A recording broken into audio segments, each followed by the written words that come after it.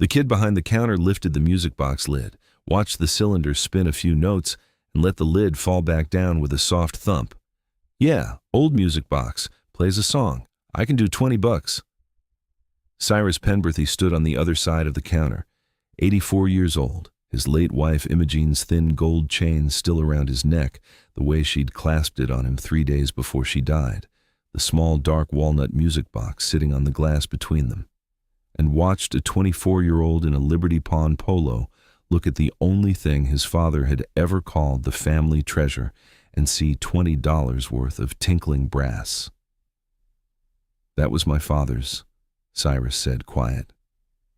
The kid, Mason by the crooked name tag, shrugged and pulled the music box an inch across the glass toward himself. "Sure, 20. Final. Here's what that kid in the pawn shop didn't know. Here's what nobody in that shop knew. The dark walnut cylinder music box Cyrus Penberthy had just set down on that counter was worth $173,000. It was an 1862 Nicole Frères of Geneva 8-air cylinder music box, one of the most renowned makers of the golden age of Swiss mechanical music. The brass cylinder, 6 inches long with 1,700 individual pins, played 8 tunes including selections from Verdi, Donizetti, and the Battle Hymn of the Republic. But the value wasn't in the music box itself. The value was in what was hidden underneath. The bottom panel, a sliding walnut plate held in place by 2 small brass screws nobody in the family had touched in 159 years, concealed a shallow compartment.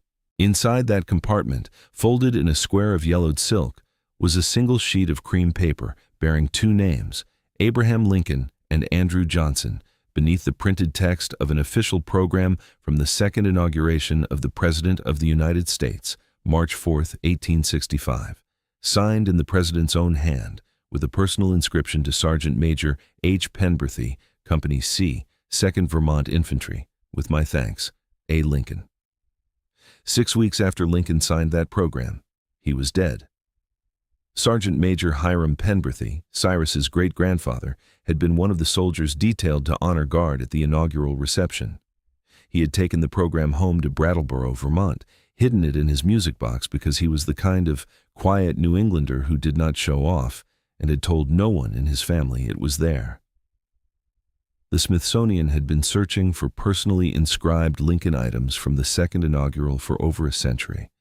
There were 3 known. Cyrus's music box was about to make 4. This is the story of how Cyrus Penberthy walked into Liberty Pond on a cold Thursday morning in October with $3,100 of trouble in his head and walked out with a piece of his great-grandfather's life. And a piece of American history that his family had been carrying around in their living room for 159 years, without knowing. Before I tell you what happened when the expert walked through that door. If stories like this mean something to you, hit subscribe and tell us in the comments where you're watching from. We love seeing how far these stories travel. Now let me tell you about Cyrus. Cyrus Hiram Penberthy was born in 1940 in Brattleboro, Vermont. His father was Walter Penberthy, a high school history teacher who taught for 41 years at Brattleboro Union High School, and died in 1989 at the age of 83. His mother, Marjorie, taught 3rd grade at Green Street School and died in 1996. Cyrus had gone to Brattleboro Union himself, graduated in 1958, done 4 years in the Army with the 10th Mountain Division stationed in Italy, come home and gotten his teaching certificate at Castleton, and taught American history at the same Brattleboro Union High where his father had taught for 36 years, retiring in 2002. He had married Imogene Daly in 1964. 2 sons, Walter named for Cyrus's father and Hiram named for the great-grandfather, Walter now 60 in Boston, Hiram 57 in Burlington. Imogene had died last March of pancreatic cancer, 8 months from diagnosis to grave. The medical bills were the problem. Imogene's last 6 weeks at home with hospice had cost more than Cyrus had expected. Equipment rental, the supplemental nursing visits, the medications Medicare hadn't covered. The remaining balance on the hospice account was $3,100, due by November 1st. After that, the account would go to collections. His Vermont teacher's pension was $2,180 a month. Social Security added $2,140. The property taxes on the small Cape Cod house on Western Avenue were $4,800 a year. His Medicare supplement was $208 a month. The propane bill was already running ahead because of the early Vermont cold. After everything, Cyrus had about $180 of slack in a good month. He did not have $3,100. He could have called Walter or Hiram. Walter was a corporate attorney in Boston with 3 children in private school, a house on Beacon Hill, and a tax bracket Cyrus had never asked about. Hiram was the principal of an elementary school in South Burlington, divorced, sending alimony, raising 1 teenage daughter on his own. Cyrus had not asked either of his sons for $1 in 28 years. He was not going to start over a hospice bill. For 8 days he drank instant coffee and ate the casseroles the church ladies had brought him in March that he'd frozen for later. On the 9th morning, Thursday, he opened the small walnut display cabinet in the corner of the living room, Imogene's grandmother's cabinet, brought from Wallingford in 1971, and lifted out the music box. The music box had been his father's. Walter Penberthy had inherited it from his own father, Henry, who had inherited it from his father, Hiram, Sergeant Major Hiram Penberthy, born 1842 in Brattleboro, enlisted 1861 in the 2nd Vermont Infantry, mustered out 1865, came home and ran a small dry goods store on Main Street until his death in 1908. Walter had given the music box to Cyrus on Cyrus's wedding day in 1964, in the church basement after the reception. Walter had set the small dark walnut box in his son's hands and said, "Cy, this is the family treasure. Your great-grandfather brought it home from somewhere. He wouldn't say where. Your grandfather had a notion it might be worth something, but he never had it appraised. I never have either. You take care of it." Cyrus had taken it home. He had wound it for Imogene on their first anniversary in 1965. He had wound it for each of the boys when they were small. He had wound it for Imogene one last time in February of this year, in the bedroom, because she had asked, quietly, 2 weeks before she died. The 8 tunes had played through twice. Imogene had held his hand and listened to the battle hymn of the Republic and had said, "I always loved that one, Cy. Play it once more." He had played it once more. She had closed her eyes. After the funeral, the music box had gone back into the display cabinet in the corner. Cyrus had not opened it again until that Thursday morning in October. The box was about 10 inches long, 6 inches deep, 4 inches tall, dark walnut, hand-rubbed satin finish, darkened to almost black at the corners. The lid had a small inlaid mother-of-pearl design, a 6-pointed star inside a rope twist border. Inside, a brass cylinder turned by a coiled spring activated a steel comb to produce the music. On the right side, a small brass winding key on a chain. On the underside of the lid, a faded paper label, Nicole Frere, Geneva, number 47-218, 1862, 8 heirs, Italian and American. Cyrus had read that label maybe 3 times in 50 years. He had never thought twice about it. He sat at the kitchen table with the music box in front of him and the hospice statement 3 inches from his coffee mug, and he did something he'd sworn he would never do. He drove the Subaru to town. The Subaru Outback had 200,000 miles on it and a driver's side window that had stopped going up and down in 2019. It was 41 degrees in Brattleboro that morning, and the sky was the slate gray of late October in northern New England. Cyrus drove the 4 miles to Liberty Pond on Putney Road with the heat at full blast and the broken window taped shut with a piece of cardboard and clear packing tape. He parked at 912. He sat in the car with the music box on the passenger seat. He put his hand on the lid. He left it there. He had made promises in his life. He had kept them. He had promised Imogene in the chapel at Castleton in 1964, and he had kept that promise for 59 years. He had promised his father in the church basement in 1964, "You take care of it." and he had kept that promise for 60 years. He was about to break the second one. He took the music box in both hands and went inside.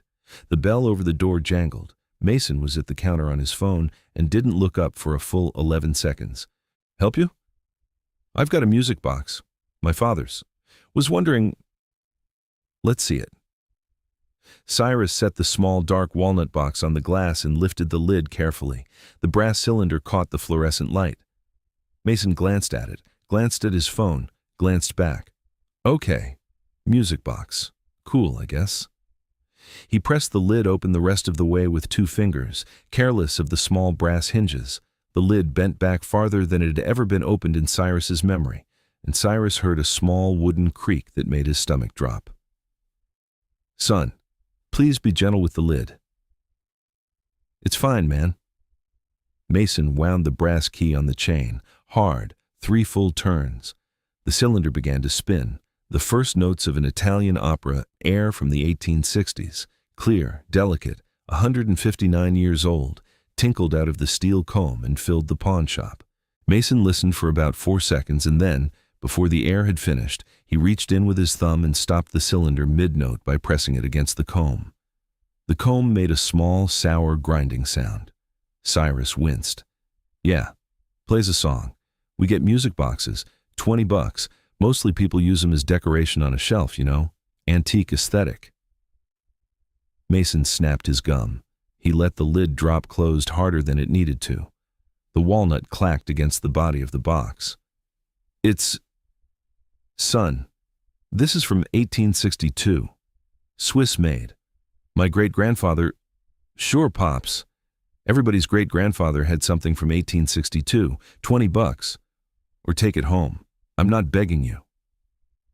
He picked the music box up by the lid, and turned it sideways to show Cyrus the underside, dangling the entire weight from the small brass hinges. Cyrus heard another small creak. "Could you, please, set it down on the counter, son? Please." Mason set it down. Hard. The walnut bottom struck the glass with a thump that made the wedding rings in the case beneath jump in their velvet slots. Cyrus's left hand had begun to shake on the counter. He pressed it flat against the cold glass. He looked at the music box that had survived 162 years on 3 continents and 4 generations of careful hands, and was now, in a Brattleboro pawn shop on a Thursday morning, being treated like a defective toaster. He thought about Imogene, listening to the battle hymn with her eyes closed. He thought about his father in the church basement in 1964. He thought about Sergeant Major Hiram Penberthy, whoever he had been, bringing this small walnut box home from somewhere. He did not pick up the music box. He did not say yes. He did not say no.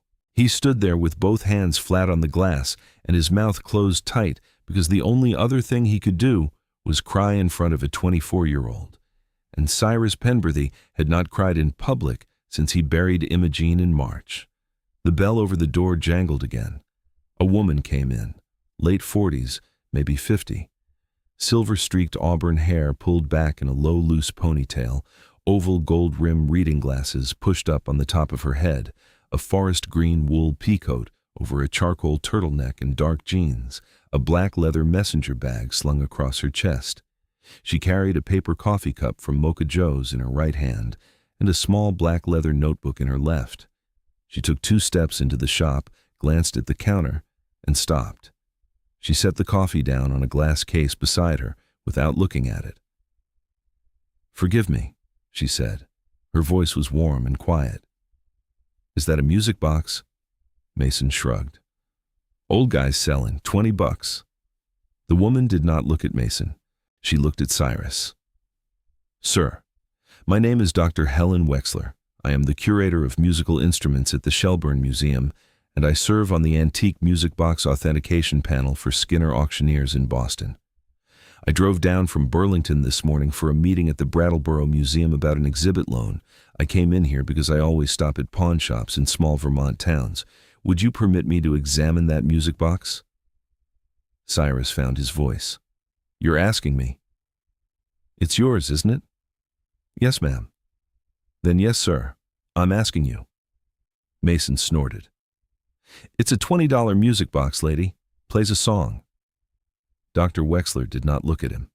She set her messenger bag on the counter and opened it. She drew out a pair of folded white cotton archival gloves, a 10 times jeweler's loop, a small LED maglite, a soft sable brush, a set of fine archival picks, and, Cyrus noticed, a small jeweler's screwdriver in a green velvet sleeve. She pulled the gloves on finger by finger. "May I?" Cyrus nodded.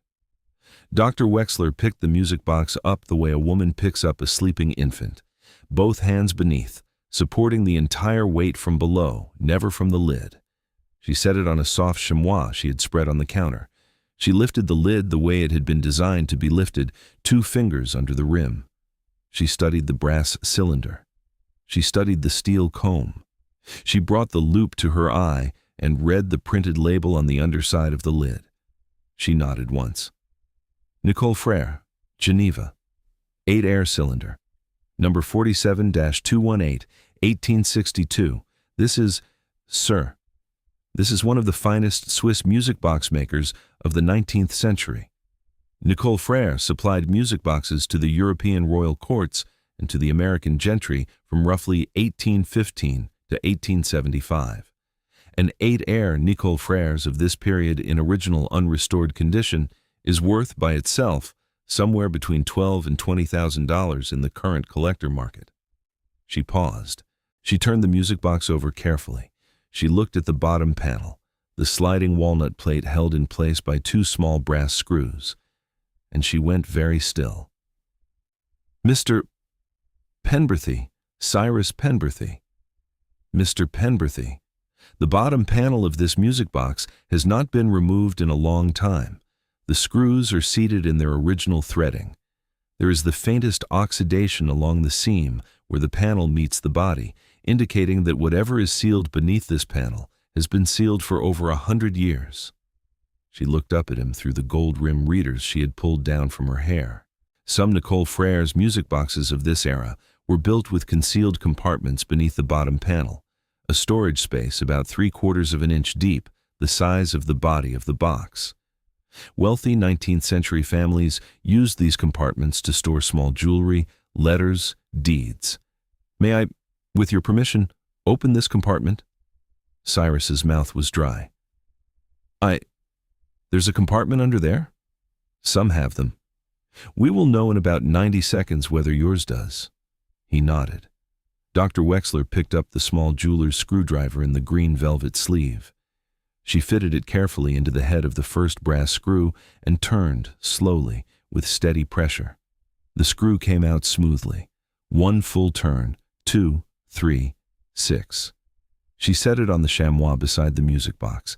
She did the second screw the same way. She set it beside the first. She slid her fingernail along the seam of the bottom panel. The walnut plate lifted with a soft click. She tilted it and slid it back. The shallow compartment beneath was empty except for a small folded square of yellowed silk. Dr. Wexler lifted the silk packet with archival tweezers. She set it on the chamois. She unfolded one corner. She unfolded the second corner. She unfolded the third. She unfolded the fourth. Inside the silk was a single sheet of cream-colored paper, folded once.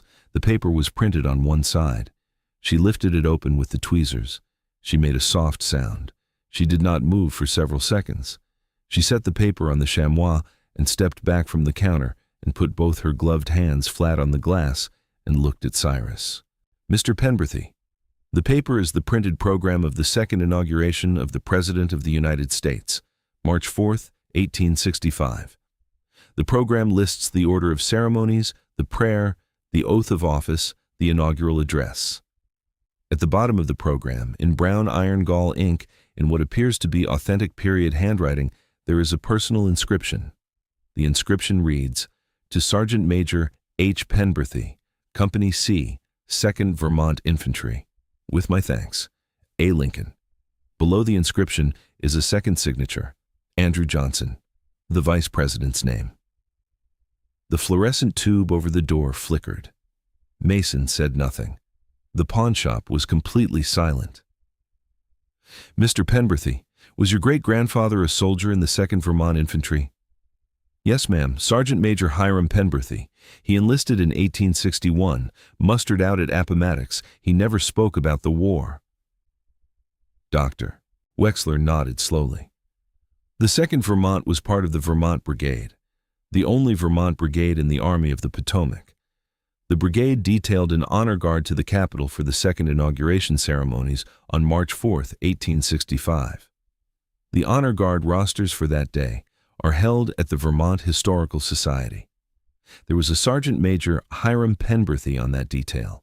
He stood, sir, in the rotunda of the United States Capitol 6 weeks before Lincoln was assassinated, while Lincoln moved through the receiving line and signed copies of the inaugural program for the soldiers on duty.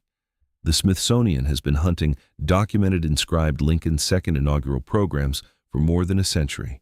3 are known to exist in institutional collections. Yours is the 4th. She looked down at the program on the chamois, looked back at Cyrus.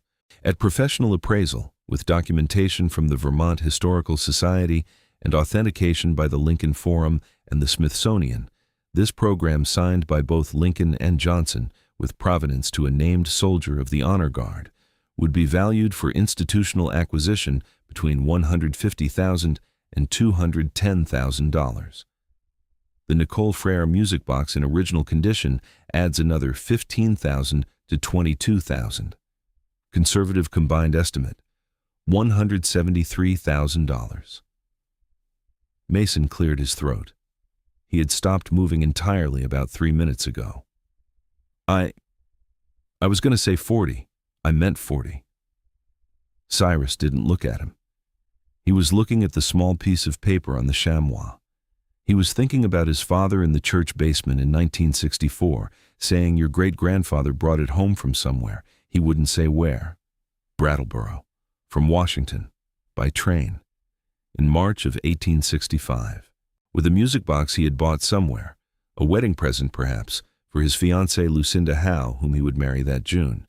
And inside the music box, hidden under the bottom panel, the program he had been signed by the President of the United States in the rotunda of the Capitol 6 weeks before that president was murdered in a Washington theater. Hiram had come home, married Lucinda, opened his dry goods store, raised 3 sons, and never told anyone. Not his wife, not his children, not his grandchildren. What was in the music box on the parlor mantel? Some men carry the heaviest things in the quietest places.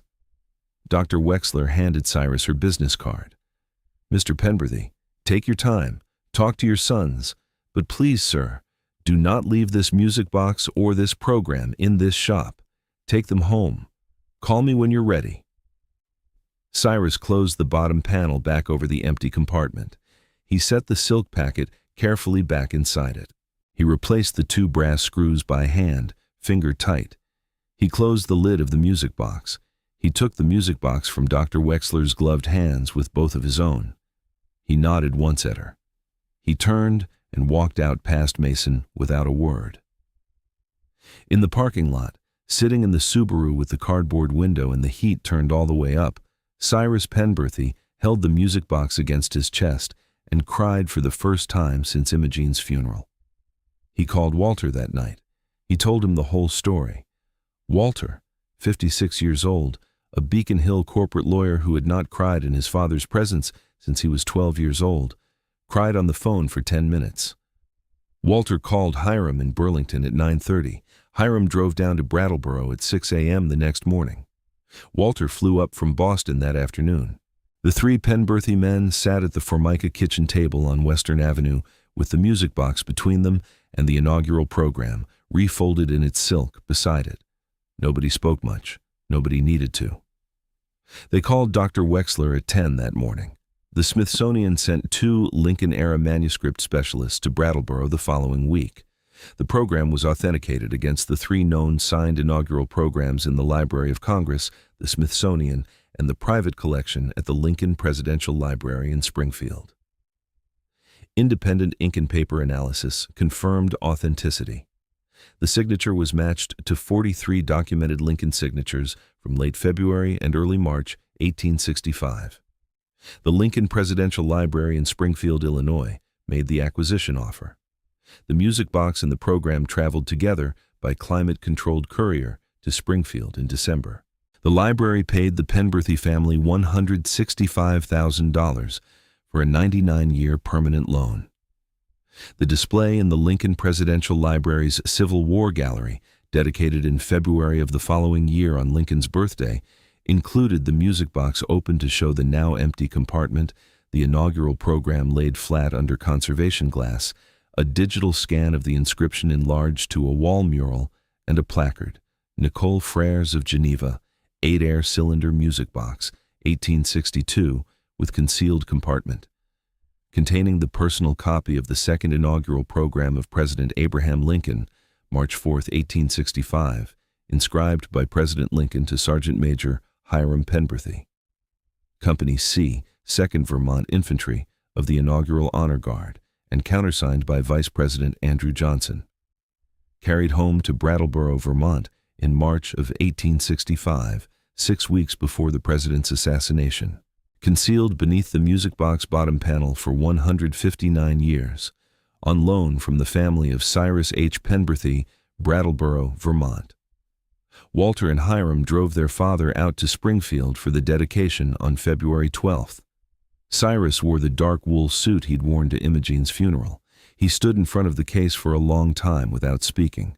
Then he put his hand against the glass over the program and said, quiet enough that only his sons heard him, "I wish you'd told us, Granddad. We would have been proud of you sooner."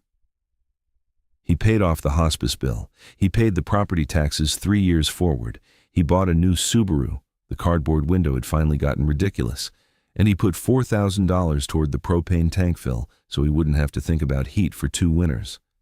He sent Walter $25,000 and Hiram $25,000 and told both of them to use it however they wanted and not to argue with him about it.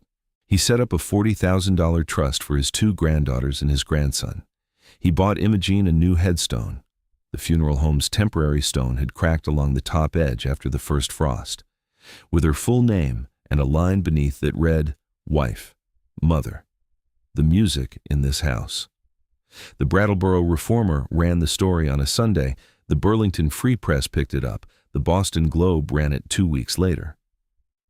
NPR's All Things Considered did a 6-minute segment in March. Cyrus did not give any interviews himself. Walter handled the media questions on the family's behalf, briefly and politely. A letter came to Cyrus's post office box in April. It was from a 79-year-old woman in Springfield, Illinois, named Dorothy Bauer, whose great-great-grandfather had served in the 39th Illinois Infantry and had also been on the inaugural Honor Guard detail of March 4, 1865. Her family had a daguerreotype taken 3 days after the inauguration of the assembled Honor Guard on the Capitol steps. In the front row, third from the right, was a tall, thin sergeant major identified in the family's pencil notation as H. Penberthy, 2nd Vermont. It was the only known photograph of Cyrus's great-grandfather. Dorothy enclosed a copy. Cyrus had it framed, and it hangs above the Formica kitchen table on Western Avenue. And the next Wednesday morning, back home in Brattleboro, Cyrus sat down at his usual booth at the Chelsea Royal Diner on Route 9 with his 2 oldest friends, Donald Aiken and Ralph Quimby, the way he had every Wednesday for 33 years. Donald looked at him over the rim of his coffee mug. "Heard you made the Reformer, Cy."